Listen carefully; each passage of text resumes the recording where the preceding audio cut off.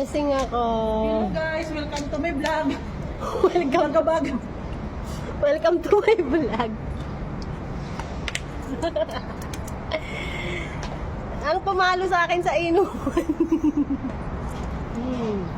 Natalo niya ako sa inuman. Sabi talaga, sabi ni Dua, baka mo na kasi paminom sa akin. Tuloy ko.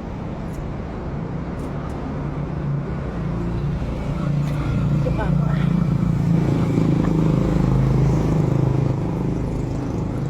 Ayan. May hangover. Ang may hangover.